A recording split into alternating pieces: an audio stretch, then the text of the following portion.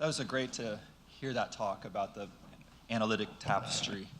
I've always been very impressed with the Lego graph. And it was a great transition for me because what I'm going to talk today about is a use case, but I'm really going to try to make the point about the importance of considering the analytics and more specifically the decision involved in some of these applications. So I'm the chief scientist at a startup called Maana. Maana is about 6 years old. Maybe they don't like to think of themselves as a startup anymore. But it actually started from the point of view of solving search or enterprise search for large industrials.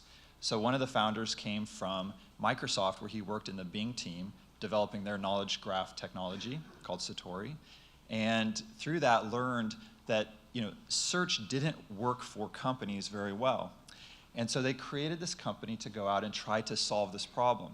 And over several initial use cases and pilot projects, what they learned was nobody wants to really pay for search. So developing these proof of concepts and showing people how they could bring their data together, how it could be connected, and then going back to the customer and saying, do you want to license this now? They got a lot of, this is interesting, it's great, but what I really wanted to do was to inform myself about the specific decision. And so what they learned is that to make an impact in these companies and to build a product that people wanted, they had to move away from the problem of search and go towards the problem of answering specific questions that an expert was trying to use to make a decision, preferably a decision that would help that company make money or save money. And so that's when they started to transition away from enterprise search towards a knowledge graph, and eventually, by focusing on the decision part of the problem, towards something that we call the computational knowledge graph. Now, I've been at this company for about 2.5 years, and I actually came from General Electric, who was an initial investor in Maana, and I was at General Electric's research center for over a decade. I came there after doing my PhD and postdoc in machine learning, focused on solving industrial or applied problems. And over the 10 years, essentially, back then it was not called data scientist, but I was basically like an applied machine learning researcher trying to solve specific valuable use cases for the GE businesses, from capital to aviation engines to gas turbines, wind, healthcare, very huge, diverse set of problems. And in every single one of those, it was like doing a mini proposal, like a mini grant proposal. You had to justify to a business leader why they should give you a couple $100K or a couple million to build a team, do a technology build, or select vendors, work with them, and solve a problem. Nobody really cared about the technology. What was important was something gets deployed, there's an outcome, and you could measure the value of that. And so after about a year or two, I became obsessed with trying to figure out, how do I get to an outcome? Because if I don't get to an outcome, nobody really cares what I'm doing. But if I can do outcomes, then I can have more control and more flexibility and pursue the research and the science that I was really interested in. And so in that experience and doing that kind of work brought me to the realization that it was very difficult to learn about the use cases and learn about these problems in General Electric across the space. If it was healthcare, clearly we heard a lot of in the previous talk about some of the domain knowledge needed to be successful there. Or if it's in the aviation space, around all the mechanical engineering to make an engine. And so, and the other aspect was, just like a lot of the talks made the points yesterday, the data is messy, it's crazy. There's a huge amount of schemas. Data are labeled things like NGX1, NGX2, and it just makes no sense. And so, yes, a lot of time was spent as a data scientist cleaning and prepping data, but really most of the time was spent about learning the actual domain and learning what these different data things represented and making some really stupid mistakes, like going back and showing your machine learning model and having the person say, oh, you're using a variable that I created that just codes for the Y that you're predicting. And I was like, okay, well, that explains why it was so awesome. So, those sort of mistakes, taught me that if I wanted to be better, and if I wanted my team at that time to be more efficient and to get to outcomes quicker, we needed some kind of semantics in the data. And that's actually how I came to the knowledge graph technology and to learn about semantics and ontologies and things was really from the point of view of, I want to be a better machine learning researcher and I want to deliver more impact. And so after a couple years of doing research and building knowledge graph technology, I realized there was something missing. There was a missing representation for the analytics. So we had developed really cool knowledge graph technology, and you can certainly go and see some of that. There's an open source library that my former lab created called SEMTK out on GitHub. Nobody's, I don't believe, using it, but it's really cool, and I think it's really awesome. It's just a little hidden gem sitting there. But we were missing a representation of the analytic, of how people made decisions. And at that time, I reached out to the founders of Maana, and I said, hey, I've been at GE for 10 years. I'm really passionate about trying to figure out how to build a knowledge graph with analytics in it. I just saw your guys' recent presentation. I hadn't talked to them for a couple years. And you know, can we do something? And that's how I ended up there. Okay. So in this use case, this is about shipping oil products around the world. And it's a very classic kind of use case that I worked on at General Electric. And it's very typical of the customers that we work with in Maana. We focus on the decision, and so you can see right away, we know what the mission of this company is, of this use case, and we know what resources they have.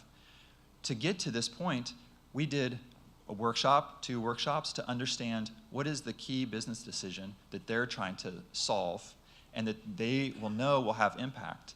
And so we worked this use case over a period of 2 or 3 months using our platform to get this outcome of getting a pretty good cost reduction and also increased utilization of the resources. So from an outcomes point of view, this is great. I'm not going to hyper-focus on these numbers because they differ by customers. The important part is that we used our technology, we got to a successful outcome. But specifically, or more importantly, we also achieved 2 other additional outcomes.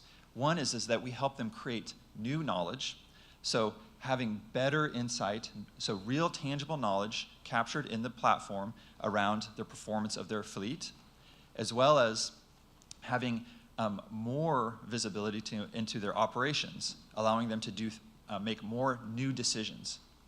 And so the transformation that we tried to achieve here was largely successful. You know, I think it's a small increment, but helping them be more metrics-based is sort of like getting the basic or the base level for them to build upon.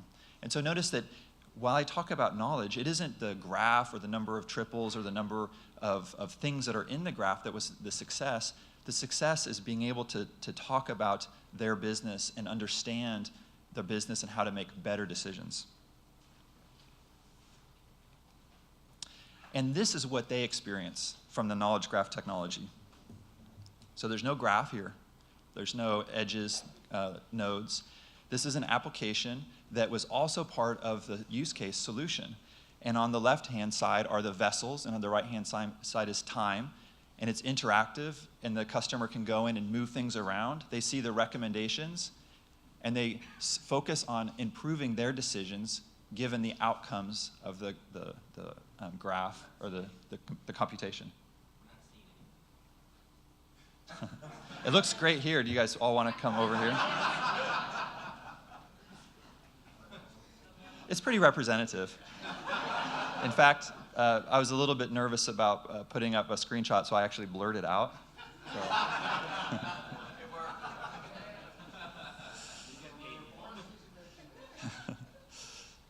So let me come back to this informative slide. No. So coming back to the point about decisions is to get to the point where you can deliver a use case and focus on the application, not lean into the knowledge graph and lean into the kinds of data that you've transformed in the ETL to give them this valuable resource that they can go and use and say, hey, you have knowledge management, you can build all kinds of applications. We had to focus on, here is an application that will get you value. Because we're a startup, and if they don't buy the product, we're kind of in trouble a little bit, and our investors get very anxious. And so we focus a lot on the decision. And this is when, about the time that I came in, And one of the first things my task was to do was to help define the artificial intelligence strategy. In particular, how do people think about decisions, and how are we going to provide technology that helps them make better decisions? And so we identified these 4 things in green around observe, reason, decide, and learn. And this is the kind of tasks that you do, or experts do, when they make decisions. Saw it over many, many use cases in General Electric. You look at the environment, you ingest data, you think about how you're going to solve this problem. Out of all those recommendations or all those opportunities in your head, you make a decision. Based on the outcome of that decision, you learn.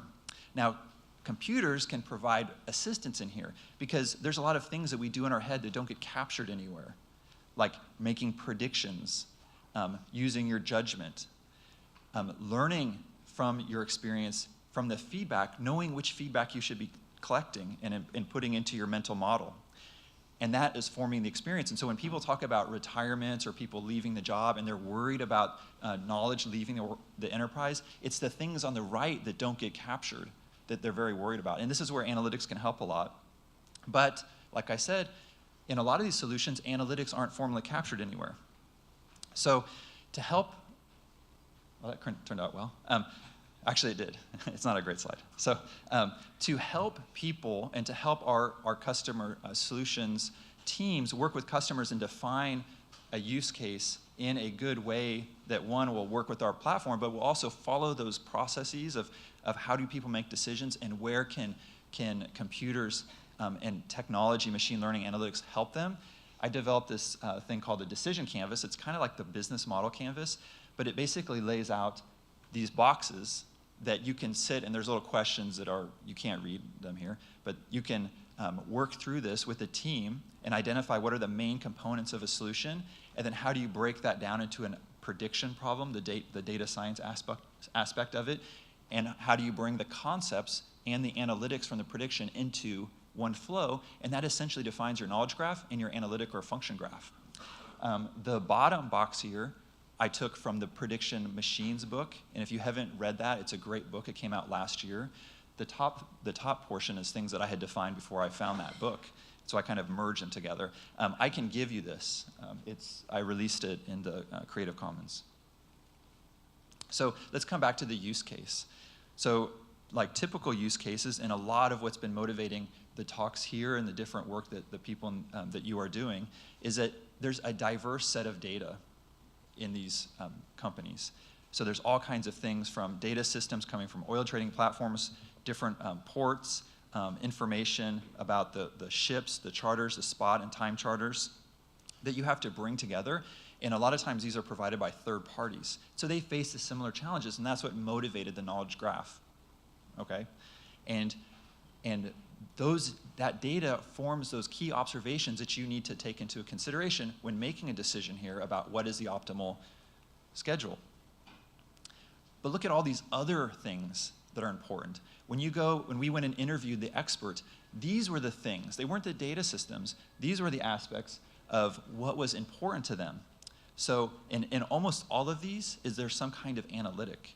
What are the requirements at a dry dock given a specific ship? How would you calculate that? So it's kind of like a rule constraint.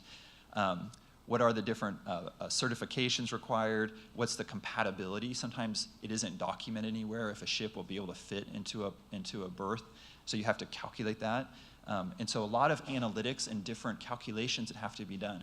So the decision, so making impact, requires that you encode this.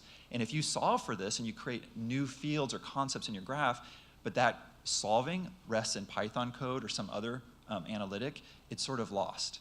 It's not represented in the solution. And so this is a view of the solution's knowledge graph. It's a little bit earlier version. It's not the one that the customer is using, but it's representative. There's about 33 classes or things in this graph. They're connected by different kinds of relations. And you can see I blew up one here on the far right for the berth. And this is in a shipping, sort of shipping domain graph. And it has different properties and then relations to other things in there. It's fairly typical. It looks kind of messy, but it's actually really, really valuable, because you can see in these objects, things are named with common sense terms. They represent real things in the world. So this graph presents immediate value. And it's probably something that everybody here, when you work with different knowledge graph technologies, you also see something like this as being valuable, and you can query it and find data. And it's great for data scientists. You can find stuff. But what we actually do, and where we spend most of the time, is in building these sort of things. So this is a function graph representing the computation of a vessel travel time. And there's a couple different functions in here that, like the first top left one is called get the current vessel location. So where is the vessel? It seems like it might be an easy thing, but it's not. They're out at sea somewhere. So what are the coordinates of the vessel? What's the port location? These things flow from inside to out, from the left to the right.